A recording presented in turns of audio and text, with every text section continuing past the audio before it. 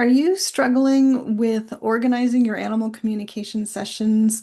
Are they all over the map? Are you feeling overwhelmed, not knowing where to start or how to gracefully finish or complete an animal communication session? Or maybe are you wondering if you're focusing on the right things or you're missing something?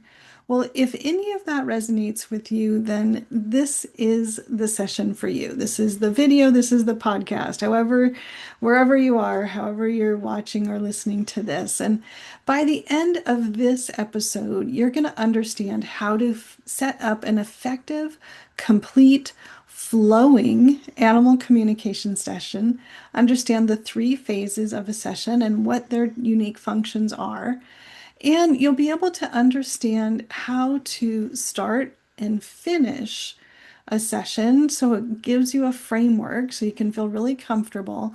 And also, of course, navigate the middle of the session very effectively. That's what we all want, right? So, welcome to Animal Communication with Dr. Cara. This is my YouTube channel as well as my podcast. If you're new, welcome. If you're an old timer, welcome back. Um, I'm Dr. Cara Gubbins. I'm a professional animal communicator, and I'm the founder of the Animal Communicator Academy. And I see my mission as helping all animal lovers become confident animal lovers and become confident animal communicators so they can help their pets or become a professional or add animal communication to their current profession. My vision is to have animal communicators in every home, every veterinarian's office, every animal rescue center and shelter. Basically, wherever humans and animals interact, I want to see animal communicators there. So if you are on board with this, then please like, subscribe, and hit the bell, and that will help us reach even more animal lovers and animal communicators.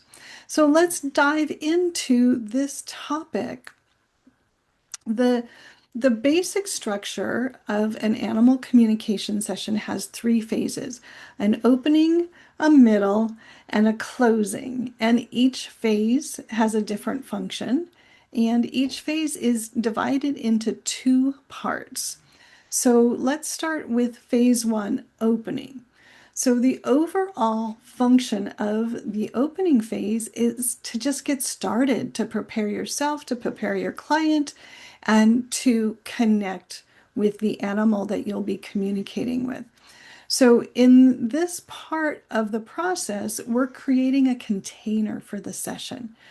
And maybe you're explaining out loud with your human client what the format is, what the expectations are. You might set an intention, have your client set an intention. And this part is also about starting the session, right? Hi, how are you? Let's go. Here's what we do. Here's how it works. Let's jump right in. So you're starting the process, you're preparing your client, you're preparing yourself, and you're establishing the connection between you and your client, human and animal, and you're starting to explore and just get a big picture understanding of who these people are and what's going on. So I divide this phase into two parts. One is preparation and one is connection. So let's talk about part one first, the opening phase, the preparation. This is your chance as the animal communicator to start in a leadership role, to give your human client an overview of the session and an understanding of what's going to happen, how it's going to go, right?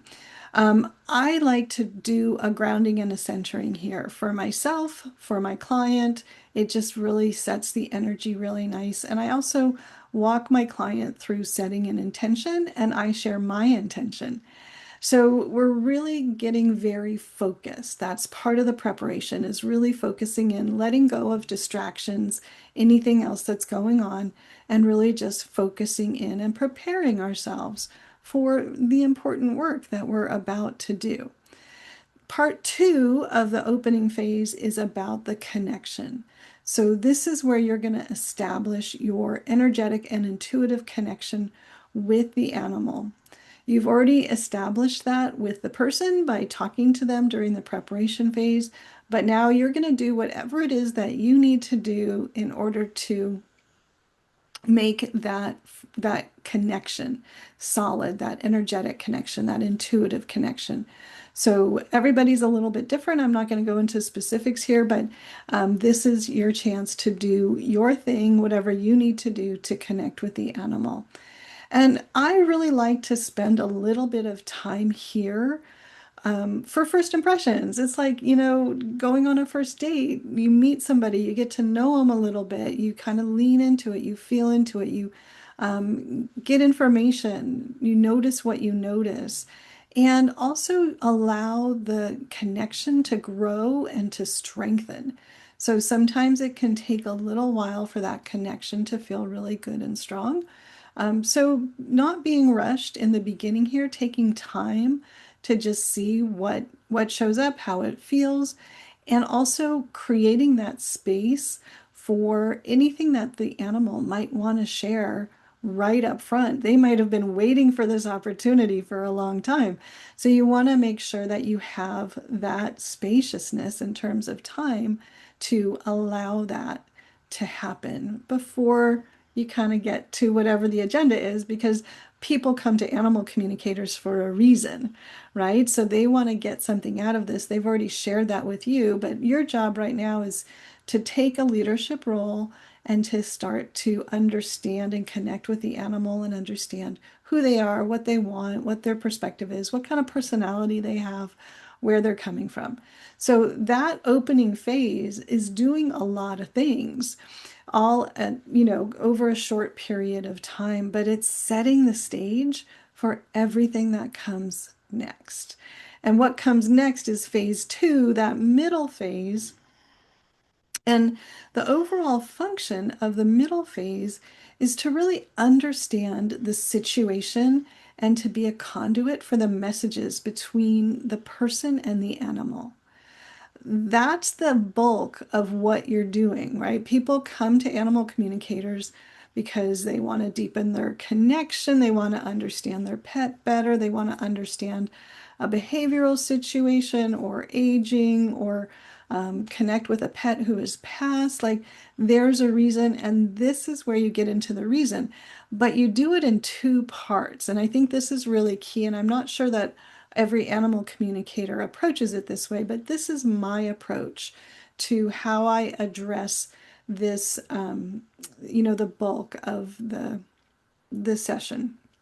So I think of this as the meat of the session sandwich. It's the biggest part. It's in the middle of the opening and closing, and it might be for you as the slab of tofu of the session. So if you're not a meat eater, if you're a vegan, then this is the slab of tofu of the session. So the first part of the middle phase, part one of middle phase, is to look at the big picture before you get into the specifics of why this person has contacted you to connect with their pet. You want to look at overall well-being on every level. And this is super important because people may come to you with a behavioral issue that has a physical cause, or they may come to you with a behavioral issue that has a spiritual cause, right? They may come to you with a physical problem that has a spiritual cause. We have our 5 levels of well-being, and for me, part one of the middle phase is getting the big picture of how is everything going for this animal on all levels of their well-being. So physical, mental, emotional, spiritual, and energetic. I go through those 5 questions every time.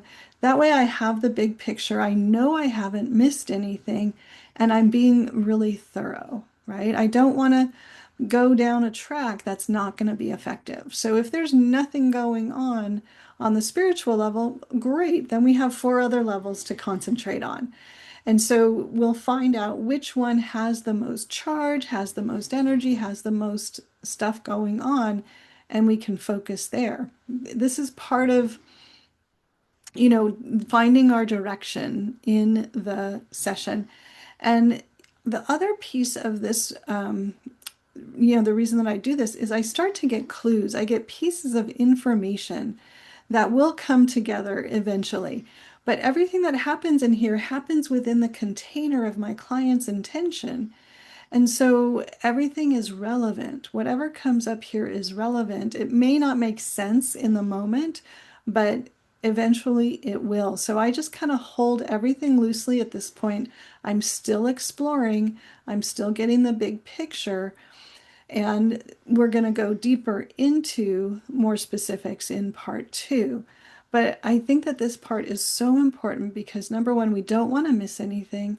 We want to keep an open mind. We don't want to automatically go, oh, this is a behavioral problem, so I'm only going to look at behavioral things, right? Or this is emotional or whatever. We want to make sure that as our intuitive being, the professional intuitive, we're really exploring all the options and keeping an open mind and staying curious, which is the key for really good, effective, intuitive animal communication. Again, we want to be thorough, and we're starting to gather pieces of information that are going to come together. And that's what generally happens in part two of the middle phase.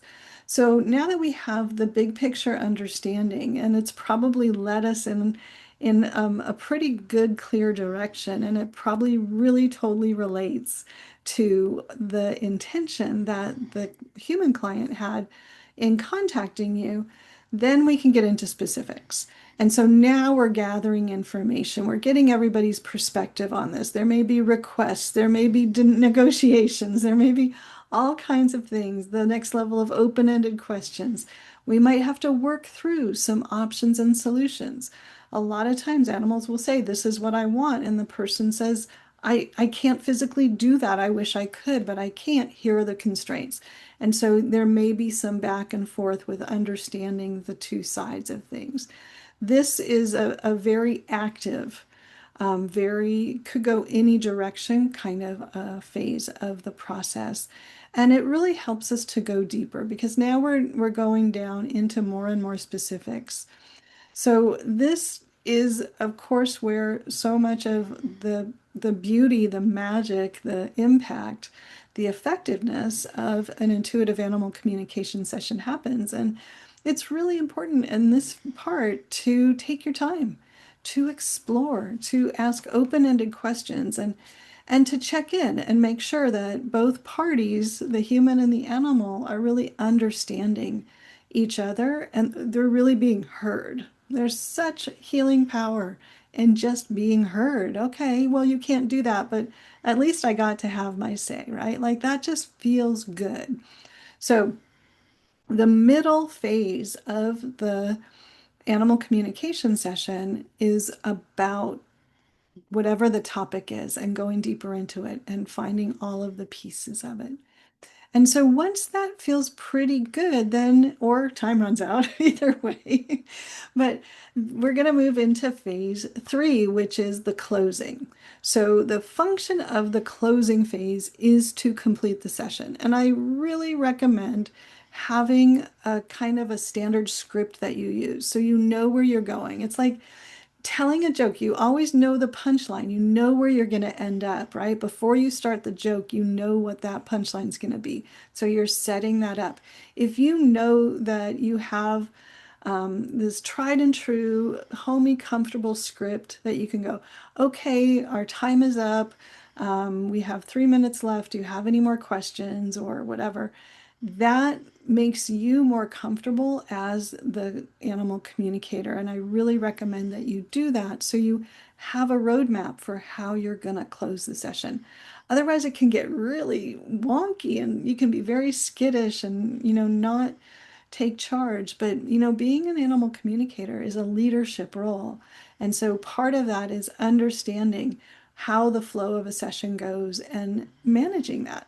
And so one way that we can manage that is by having these scripts that we can go to. So no matter how in the zone we are, we just can, pull that out.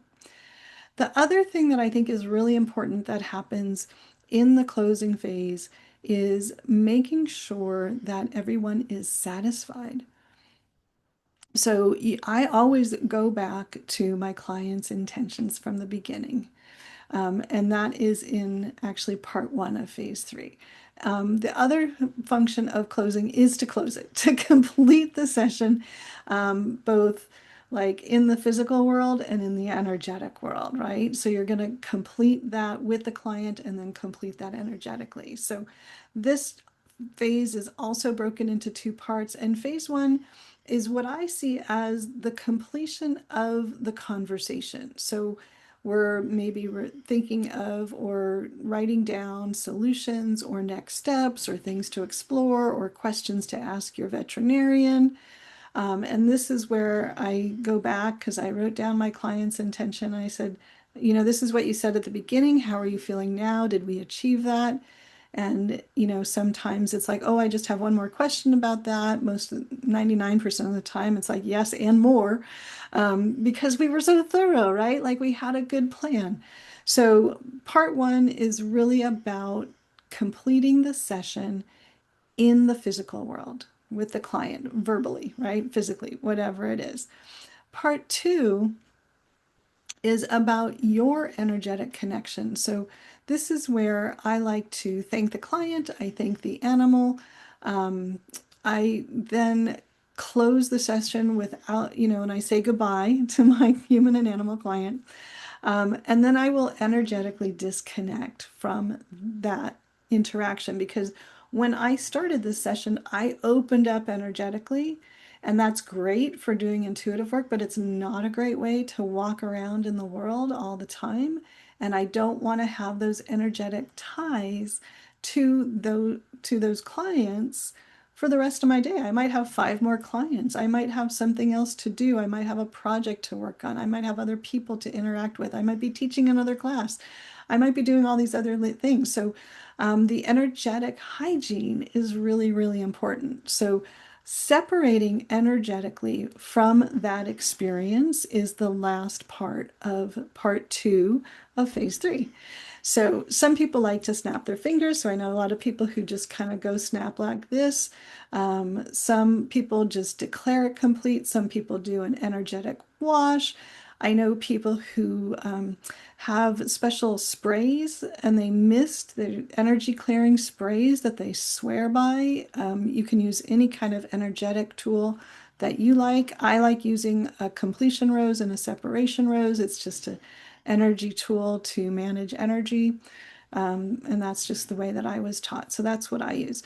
Doesn't matter how you do it, it matters that you do it. You need to do this for your own well-being and your self-care. Otherwise, you're going to burn out and you're not going to be physically healthy, mentally healthy, or emotionally healthy. You're going to have all of your energy tied out to everybody you've ever connected with. And we don't want that. We want you to be a happy, healthy animal communicator. And this is the key to that. So, in a nutshell, that is it. The three phases, the six parts of a whole, complete, effective animal communication session. And I'm curious, is this what you've been doing? Is it new to you? Is there something that you want to try that's different from how you used to do it? Let me know in the comments. I would love to hear from you. And this video is a direct response to some comments I've been getting on my YouTube channel of people wanting to understand my my logistics, my structure, my way of doing things a little bit more. So if there's a topic you want me to address, please put a note in the comments and I would be happy to do that. And if you would like me to be your mentor as you become a confident animal communicator, then definitely join me in the Animal Communicator Academy. You can get more information at caragubbins.com/ACA. So, hope this was helpful. Have a beautiful day, and I wish you many, many happy, healthy, effective animal communication sessions. Bye bye.